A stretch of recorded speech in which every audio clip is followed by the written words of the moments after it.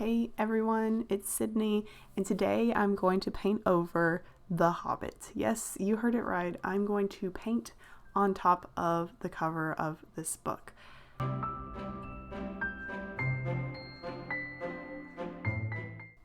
Painting on top of this book is directly inspired by the average artist who has a wonderful channel and has a whole playlist of her painting on top of books. Yes, you heard that right. She takes books, mostly books that have movie covers, and she paints on top of them and makes them into art. So with this particular book, I got this from my husband. He read the Hobbit and the Lord of the Rings trilogy when I met him, and so it's been loved. You can see the spine there, and it's been sitting around. I actually reread The Hobbit in May this year, but the cover is, well, the movie cover. And although I love the movie poster, it's definitely gonna have to go. So I'm gonna talk about how I'm painting on top of this book, and then I will also talk about The Hobbit because, well, The Hobbit and of course The Lord of the Rings is really important to me. It's one of my favorite movies and book series. So right now I am using watercolor ground.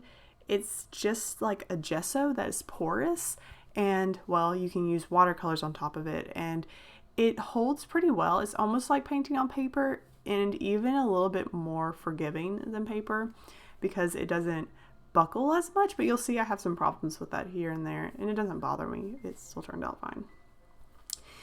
And then I am using watercolors, nothing special there. I have a huge palette. You can kind of see that on the side where I just put in my watercolors. My watercolors are mostly the Turner Artist set and a few Daniel Smith's, just a few. So then I sketch out what I want to do, and then I just start adding watercolors. Not too much rocket science going on here. I'm not going to teach you how to do watercolors, but you can see that I am drawing the dragon. So my choice of design was, of course, the dragon. I've had a lot of practice drawing dragons. I've drawn a dragon each month for my Patreon, and I just love drawing little cute dragons. I did make sure that my dragon had like the missing scale underneath on his side, just like the book and the movie emphasize for his doom. But I think with this book, the best part of it is the dragon. Now, I might be a bit biased. I do love dragons, but hear me out. The looming threat is that they're going to have to go to this mountain, and not only go to this mountain, there's a dragon in that mountain. Now, there's a lot of things that happen in between here and there. Of course, they meet some trolls, and they meet some goblins or orcs, and then they meet some wolves, and then they go into this forest, and they get trapped with the spiders, and then there's a bunch of elves. So I mean, yeah, there's a lot going on in this book that you can use as inspiration.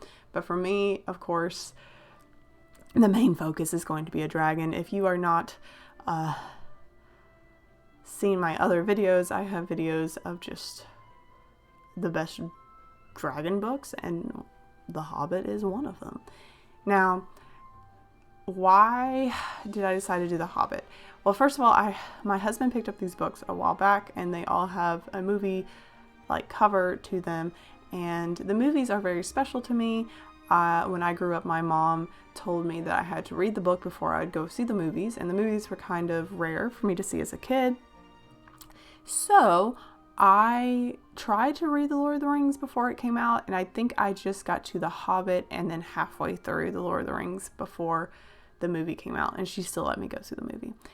And The Hobbit is just such an easy book to read, and when someone says like, oh, what's your favorite book, and I want to read what you like, I usually would say, well, The Lord of the Rings is a wonderful like source, a wonderful beginning, but it's a little troublesome to get through sometimes. So I always suggest The Hobbit because it's really friendly and really easy to read, and it is like fantasy before there was like a bunch of fantasy books.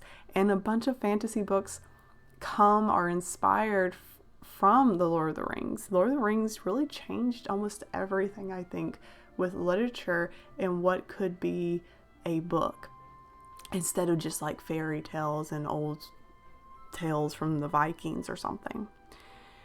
Now, the Lord of the Rings is not a perfect series, but again, I just love it. I love the world.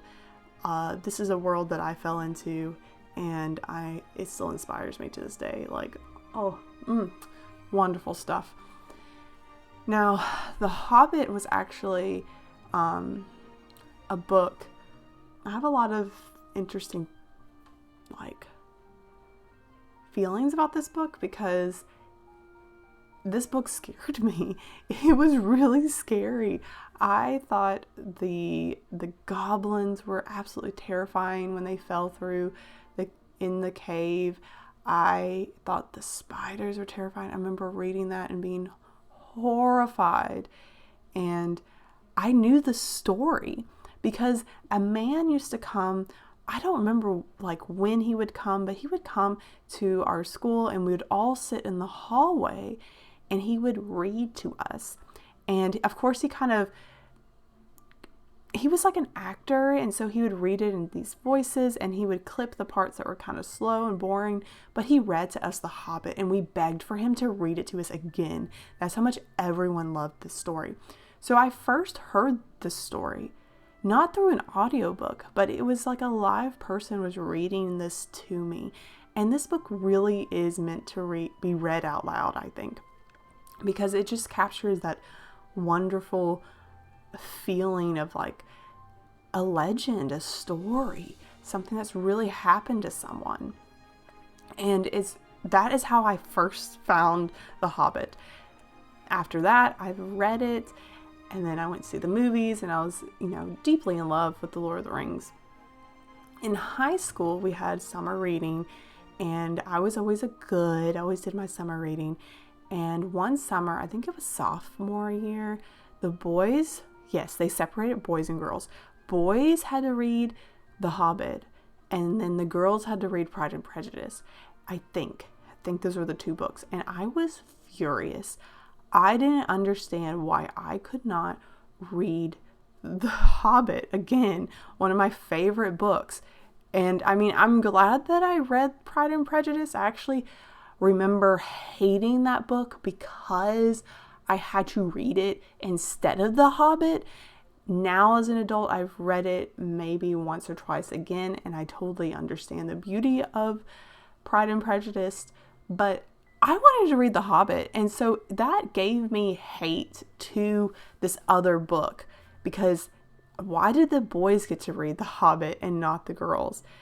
I don't know if that is still happening in the school that I went to, but that is always been a bit of a complication with the history of this book. And the reason I love it even more is because I read it. I didn't care if I was a girl reading a quote unquote boy book.